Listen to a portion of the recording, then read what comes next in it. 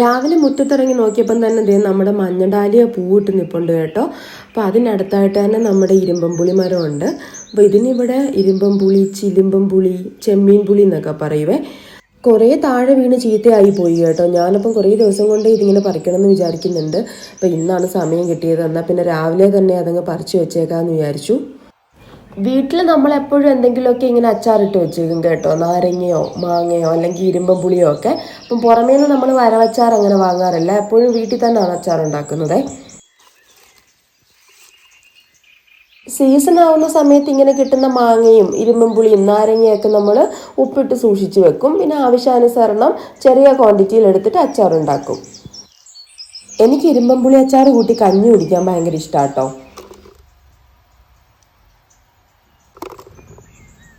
പണ്ടൊക്കെ ഈ ഇരുമ്പം പുളി പച്ചയ്ക്ക് ഉപ്പും മുളകും ഇട്ട് കഴിക്കുമായിരുന്നു. പിന്നീട് അങ്ങനെ ഇരുമ്പം പുളി പച്ചയ്ക്ക് കഴിച്ചു കഴിഞ്ഞ് കഴിഞ്ഞാൽ ഒരുപാട് ഹെൽത്ത് ഇഷ്യൂസ് ഉണ്ടാകും എന്നുള്ള ന്യൂസൊക്കെ വന്നു തുടങ്ങിയപ്പോൾ പച്ചയ്ക്ക് കഴിക്കുന്നത് അങ്ങ് നിർത്തി. പിന്നെ ഇപ്പം നമ്മളിത് അച്ചാറിട്ട് കഴിക്കും. അച്ചാറിട്ട് കഴിക്കുമ്പോഴും നമ്മൾ അങ്ങനെ ജ്യൂസ് അടിച്ച് കുടിക്കുന്ന പോലെ വലിയ ക്വാണ്ടിറ്റി ഒന്നും എടുക്കുന്നില്ലല്ലോ. ചെറിയ ക്വാണ്ടിറ്റി വല്ലപ്പോഴും അല്ലേ എടുക്കുന്നത്. അപ്പോൾ അതുകൊണ്ട് വലിയ പ്രശ്നങ്ങളൊന്നുമില്ല. ഞാനിപ്പോൾ ഇരുമ്പം പുളി പറിച്ചത് ഉപ്പിട്ട് വെക്കാനാട്ടോ. നമ്മളിപ്പോൾ അച്ചാർ ഉണ്ടാക്കാൻ എടുക്കുന്നത് കുറേ കാലം മുന്നേ തന്നെ ഉപ്പിലിട്ട് വെച്ചിരുന്ന ഇരുമ്പം പുളിയാണേ. എപ്പോഴും ഒരേ അച്ചാർ തന്നെ കഴിച്ചു കഴിഞ്ഞ് കഴിഞ്ഞാൽ മടുക്കില്ലേ. അപ്പോൾ അതുകൊണ്ടാണ് കേട്ടോ ഇങ്ങനെ ചെറിയ ക്വാണ്ടിറ്റിയിൽ അച്ചാർ ഉണ്ടാക്കുന്നത്. അതാകുമ്പോൾ ഒരു 2 വീക്സ് ആകുമ്പോഴത്തേനും നമുക്ക് അടുത്ത അച്ചാറിടാം.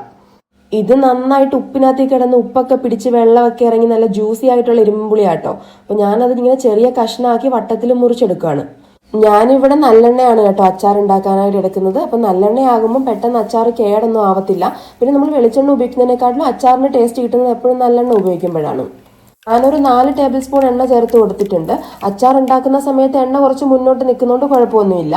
അപ്പോൾ എണ്ണ നന്നായിട്ട് ചൂടായി വരുമ്പോൾ നമുക്ക് 1 ടീസ്പൂൺ കടുകും കൂടെ ചേർത്ത് കൊടുക്കാം. കടുക് പൊട്ടി കഴിയുമ്പോൾ ഒരു 1/2 ടീസ്പൂൺ ഉലുവയും കൂടി ചേർത്ത് കൊടുക്കാം. ഉലുവ ഒന്ന് മൂത്ത് വരുമ്പോഴത്തേനും ഞാൻ ഒരു തണ്ട് കറിവേപ്പിലയും ഒരു 15 അല്ലി വെളുത്തുള്ളിയും കൂടെ ചേർത്ത് കൊടുക്കുന്നുണ്ട്. വെളുത്തുള്ളിയുടെ പച്ചമണം മാറിക്കഴിഞ്ഞു കഴിഞ്ഞാൽ നമുക്ക് അതിലേക്ക് 1/2 ടീസ്പൂൺ മഞ്ഞൾപ്പൊടി കൂടി ചേർത്ത് കൊടുക്കാം.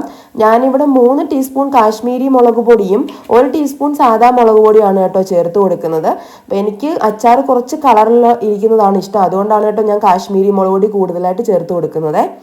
പൊടികൾ ചേർത്ത് കൊടുക്കുന്ന സമയത്ത് ഒന്നെങ്കിൽ ലോ ഫ്ലെയിമിൽ വെക്കണം, അല്ലെങ്കിൽ ഗ്യാസ് ഓഫാക്കി വെക്കണം കേട്ടോ. അല്ലെന്നുണ്ടെങ്കിൽ നമ്മുടെ പൊടി കരിഞ്ഞും പോകും, അച്ചാറിൻ്റെ നിറവും മാറിപ്പോകും. അച്ചാറിന് ഇത്രയും കളർ വേണ്ടാത്തവർക്ക് കാശ്മീരി മുളക് പൊടി കുറച്ച് കൊടുത്താൽ മതിയേ. എനിക്ക് അച്ചാറും മീൻകറിയൊക്കെ വെക്കുന്ന സമയത്ത് നല്ല കളറിൽ ഇരിക്കുന്നതാണ് കേട്ടോ ഇഷ്ടം. അതുകൊണ്ടാണ് ഞാൻ കാശ്മീരി മുളക് പൊടി കൂടുതലായിട്ട് ചേർത്ത് കൊടുക്കുന്നത്. ഞാനിതിലേക്ക് 1/2 ടീസ്പൂൺ കായപ്പൊടിയും കുറച്ച് വിനാഗിരിയും കൂടെ ചേർത്ത് കൊടുക്കുന്നുണ്ട്. അപ്പം വിനാഗിരി ചേർത്ത് കൊടുക്കുന്നത് നമ്മുടെ അച്ചാർ പെട്ടെന്ന് പൂപ്പലൊന്നും പിടിച്ച് കേടായി പോവാതിരിക്കാൻ വേണ്ടിയിട്ടാണ് കേട്ടോ. ഇനി നമുക്ക് ഗ്യാസ് ഓണാക്കി ഇതൊന്ന് വറ്റിച്ചെടുക്കാം കേട്ടോ. അപ്പം ഞാൻ ഇതിനകത്തിൽ തിളപ്പിച്ചാറിയ വെള്ളമോ ഉപ്പോ ഒന്നും ചേർക്കുന്നില്ല. കാരണം നമ്മൾ ഉപ്പിലിട്ട് വെച്ചിരുന്ന ഇലുമ്പം പുളി ആയതുകൊണ്ട് തന്നെ വെള്ളവും ഉപ്പും ആവശ്യത്തിനുണ്ട്. നിങ്ങൾ പച്ച ഇലുമ്പം പുളി കൊണ്ടാണ് അച്ചാർ ഉണ്ടാക്കുന്നതെന്നുണ്ടെങ്കിൽ തിളപ്പിച്ചാറിയ വെള്ളം കൂടി ഒഴിച്ചു കൊടുക്കാം. അതേപോലെ തന്നെ ഉപ്പും ചേർത്ത് കൊടുക്കണം കേട്ടോ. അരിഞ്ഞു വെച്ചിരിക്കുന്ന ഇരുമ്പം പുളി കൂടി ഇതിലേക്ക് ചേർത്ത് കൊടുത്തിട്ടുണ്ട്. അപ്പം ഞാൻ പറഞ്ഞില്ലേ നമുക്ക് ആവശ്യത്തിനുള്ള വെള്ളം ഇതിനകത്തിൽ തന്നെ ഉണ്ട്. അതുകൊണ്ട് ഞാൻ എക്സ്ട്രാ വെള്ളം ഒന്നും ചേർത്ത് കൊടുക്കുന്നില്ല. അപ്പം നമ്മുടെ ഇരുമ്പം പുളി അച്ചാർ റെഡി ആയിട്ടുണ്ട്. വീഡിയോ കണ്ടിട്ട് നിങ്ങളുടെ അഭിപ്രായങ്ങൾ കൂടി കമൻറ്റിൽ പറയണേ. അപ്പോൾ ഇന്നത്തെ വിശേഷങ്ങൾ ഇത്രയൊക്കെ ഉള്ളൂ. അടുത്ത വീഡിയോയുമായിട്ട് വീണ്ടും കാണുന്നത് വരെ സസ്നേഹം, മീരാ കൃഷ്ണൻ.